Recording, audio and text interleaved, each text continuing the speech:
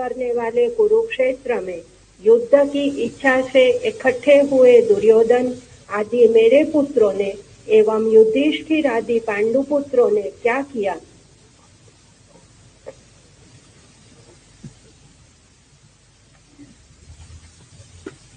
धृतराष्ट्र आंख से अंधे,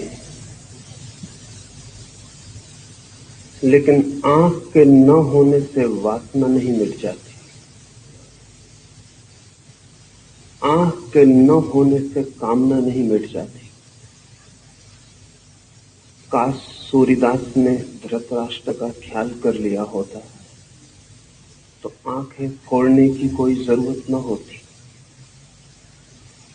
सूरदास ने आंखें फोड़ ली थी इसलिए कि न रहेंगी आंखें, न मन में उठेगी कामना, न उठेगी वासना। पर आंखों से कामना नहीं उठती, कामना उठती है मन से। आंखें फूट भी डाली जाए तो भी वासना का कोई अंत नहीं। गीता की ये अद्भुत कथा एक अंधे आदमी की जिज्ञासा से शुरू होती है। असल में इस जगत में सारी कथाएं बंद हो जाएं अगर अंधा आदमी ना हो। इस जीवन की सारी कथाएं अंधे आदमी की जिज्ञासा से शुरू होती हैं। अंधा आदमी भी देखना चाहता है उसे जो उसे दिखाई नहीं पड़ता है। बहरा भी सुनना चाहता है उसे जो उसे सुनाई नहीं पड़ता है। सारी इंद्रियां भी खो जाएं तो भी मन के भीतर छिपी हुई वृत्तियों का कोई विनाश नहीं होता है। तो पहली बात तो आपसे ये कहना चाहूंगा कि स्मरण रखें, धृतराष्ट्र अंधे हैं, लेकिन युद्ध के मैदान पर क्या हो रहा है, मीलों दूर बैठे उनका मन उसके लिए उत्सुक, जानने को पीड़ित, जानने को आतुर है।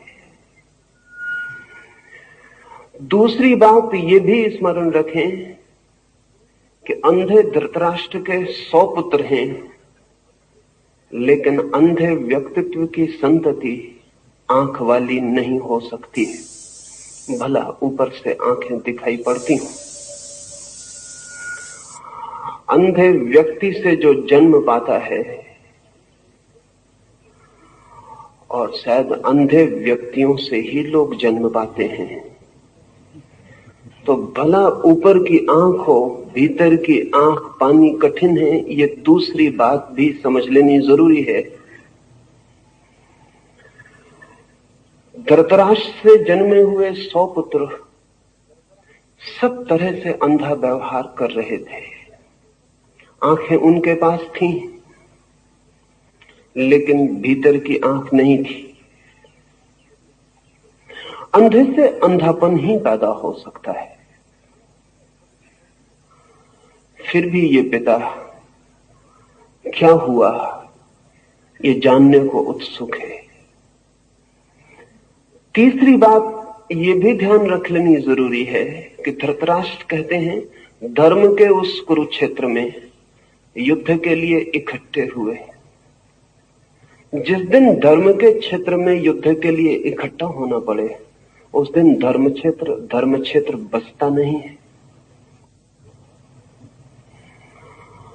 और जिस दिन धर्म के क्षेत्र में भी लड़ना पड़े, उस दिन धर्म के भी बचने की संभावना समाप्त हो जाती।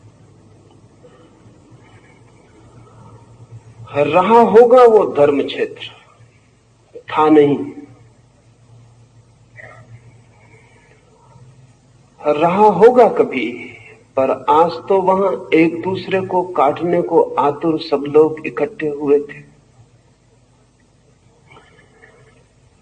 ये प्रारंभ भी अद्भुत है।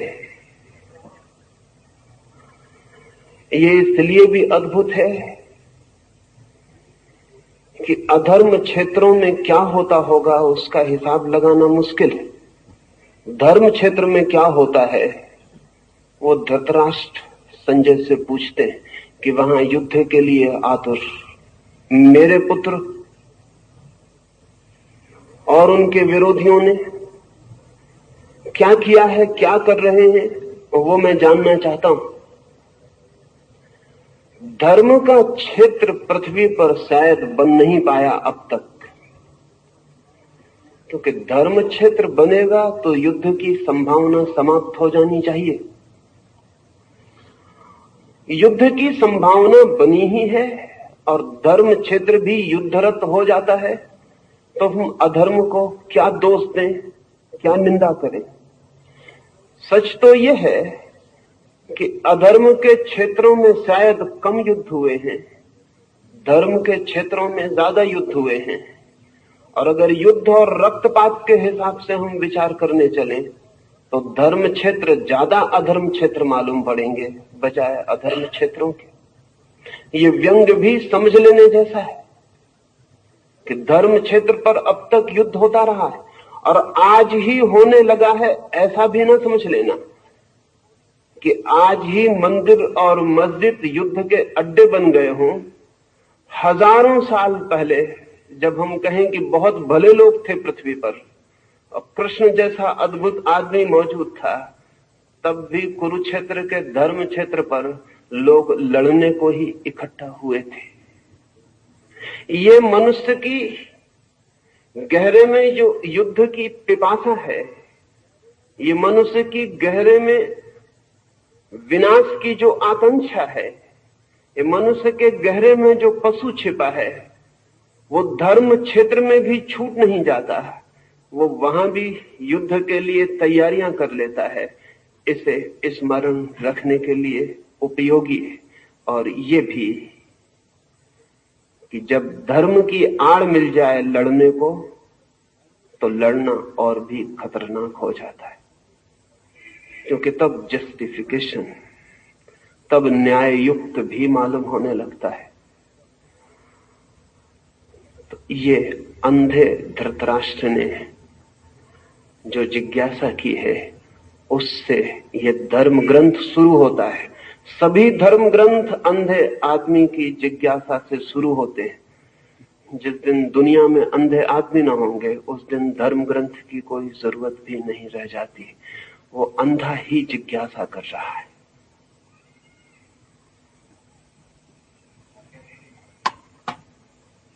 राष्ट्र को युद्ध का रिपोर्टाज निवेदित करने वाले अंध धृतराष्ट्र को युद्ध का रिपोर्टाज निवेदित करने वाले संजय की गीता में क्या भूमिका है? संजय क्या क्लेयरवॉयंस, दूरदृष्टि या क्लेयर ऑडियंस, दूर श्रवण की शक्ति रखता था? संजय की चित्त शक्ति की गंगोत्री कहां पर है? वो स्वयंभू भी हो सकती है। संजय पर निरंतर संदेह उठता रहा है, स्वाभाविक है। संजय बहुत दूर बैठकर कुरुक्षेत्र में क्या हो रहा है उसकी खबर धृतराष्ट्र को देता है। योग निरंतर से मानता रहा है कि जो आंखें हमें दिखाई पड़ती हैं वे ही आंखें नहीं, और भी आंख है मनुष्य के पास जो समय और क्षेत्र की सीमाओं को लांघ कर देख सकती। लेकिन योग क्या कहता है, इससे जो कहता है वो सही भी होगा ऐसा नहीं। संदेह होता है मन को, इतने दूर संजय कैसे देख पाता है? क्या वो सर्वज्ञ है? नहीं। पहली तो बात यह कि दूरदृष्टि, क्लेयरवॉयंस कोई बहुत बड़ी शक्ति नहीं है, सर्वज्ञ से उसका कोई संबंध नहीं है, बड़ी छोटी शक्ति है।